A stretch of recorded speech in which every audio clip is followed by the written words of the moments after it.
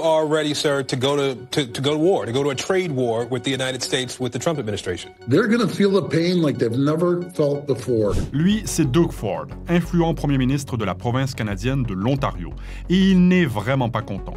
À partir de ce mardi 4 mars, les États-Unis vont imposer des droits de douane au Canada, mais les Canadiens n'ont pas l'intention de rester les bras croisés. Voici comment ils vont riposter.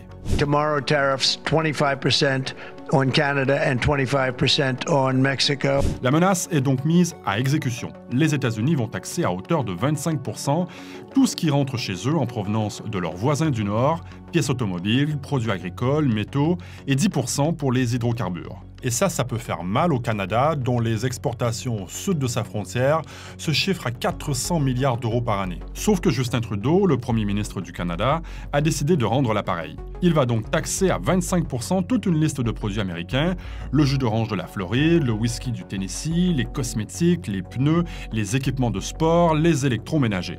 Au-delà de ces tarifs douaniers, il y a aussi une espèce de patriotisme de supermarché qui se répand au Canada. C'est le temps de choisir des produits d'ici et d'appuyer des entreprises d'ici. Everything is from Canada, Canada, Canada, Canada, from Canada. Had to hold my breath checking my favorite sriracha. Indeed, it is made in the USA. Burn it. Au Québec, par exemple, on compte retirer des rayons les spiritueux américains. Il y a aussi cette pub lancée par une marque de bière, « Je bois local, mon Donald ».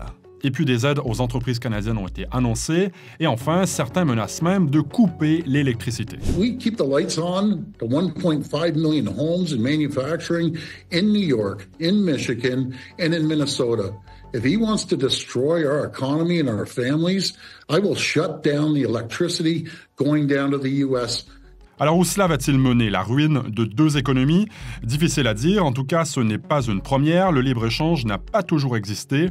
Au 19e et au début du 20e siècle, les États-Unis et le Canada se sont imposés des tarifs douaniers entre 30 et 60%, ce qui ne les a pas empêchés de connaître de bons taux de croissance économique. Mais c'était une autre époque. Aujourd'hui, les deux pays sont parmi les plus interconnectés au monde, avec des échanges de 1000 milliards de dollars canadiens par année, soit plus de 650 milliards d'euros.